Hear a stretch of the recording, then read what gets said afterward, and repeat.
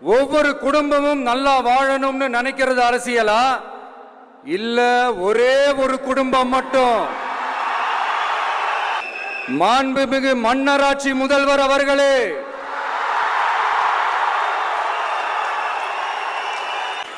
மாண்புமிகு திரு முத்துவேல் கருணாநிதி ஸ்டாலின் அவர்களே, பேரை மட்டும் வீராப்பா சொன்ன பத்தாதவர்களே, என் நெஞ்சில் குடியிருக்கும் என்னுடைய தோழர்களுக்கும் தோழிகளுக்கும் என்னுடைய வணக்கம். வணக்கம் வணக்கம்.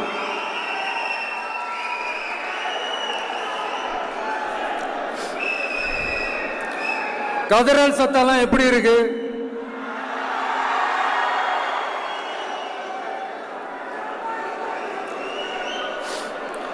தமிழுக்கு அமுதென்று பேர், அந்த தமிழின்ப தமிழங்கள் உயிருக்கு நேர்.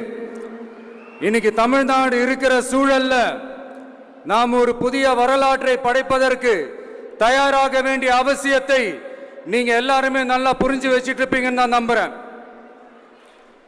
அரசியல்னா என்னங்க? ஒவ்வொரு குடும்பமும் நல்லா வாழணும்னு நினைக்கிறது அரசியலா?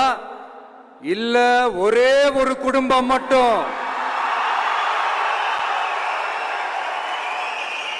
தமிழ்நாட்டை சுரண்டி நல்லா வாழணும்னு நினைக்கிறது அரசியலா? நீங்களே சொல்லுங்க, எது அரசியல்? எல்லாருக்கும் நல்லது நடக்கிறது தானே அரசியல். அதுதான் நம்ம அரசியலும். காட்சிக்கு திராவிடம், ஆட்சிக்கு திராவிட மாடல்னு தினம் தினம் மக்கள் பிரச்சனைகளை மடைமாற்றி மக்கள் விரோத ஆட்சியை மன்னராட்சி போன்று நடத்துற இவங்க, நமக்கு எதிராக இவங்க பண்ற செயல்கள் ஒன்னா ரெண்டாங்க. மாநாட்டில் ஆரம்பிச்சதுங்க. மாநாட்டில் ஆரம்பிச்சு அதுக்கப்புறமா நான் கலந்துக்கிட்ட அந்த புத்தக வெளியீட்டு விழா, நான் பறந்துரு போன அன்னைக்கு நம்மளுடைய 2ஆம் ஆண்டு துவக்க விழா அன்னைக்கெல்லாம் சிட்டிக்குள்ள எந்த ஹாலும் எந்த கல்யாண மண்டபம் கொடுத்துடக்கூடாதுன்னு அங்க போய் மகாபலிபுரத்தில் போய் அந்த ஃபங்க்ஷனை பண்றோம். ஏன் இன்னைக்கு பொதுக்குழு வரைக்கும் எங்கெல்லாம் எப்படியெல்லாம் தடைகள்?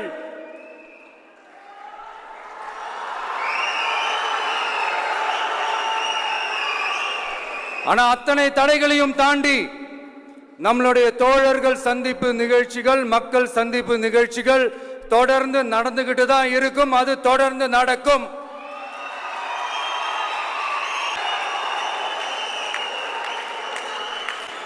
மாண்புமிகு திரு முத்துவேல் கருணாநிதி ஸ்டாலின் அவர்களே,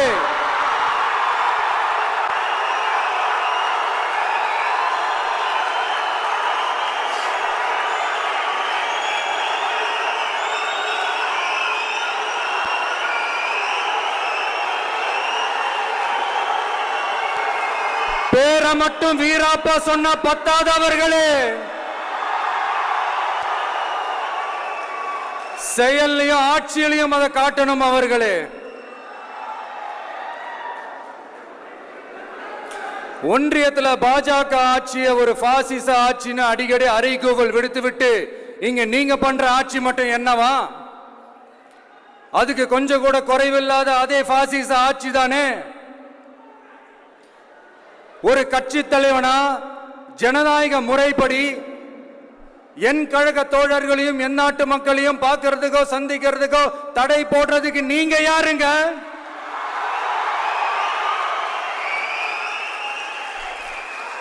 தடையை மீறிய மக்களை பார்க்கணும்னு முடிவு பண்ணிட்டா போயே தீருவேன். சட்டத்தை மதிக்கணும்ன்ற ஒரே காரணத்துக்காக தான் அமைதியா இருக்கிறேன்.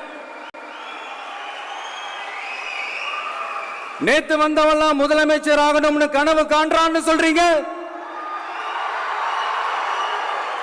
அது நடக்கவே நடக்காதுன்னு சொல்றீங்க. அப்படியே எந்த கட்சிக்கும் இல்லாத நெருக்கடியை தமிழக வெற்றி கழகத்துக்கு மட்டும் போட்டுக்கிட்டே இருக்கிறீங்க.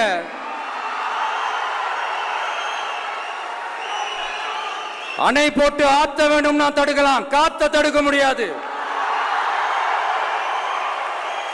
அதையும் மீறி தடுக்கணும்னு நினைச்சீங்கன்னா சாதாரணமா இருக்கிற காத்து சூறாவளியா மாறும்.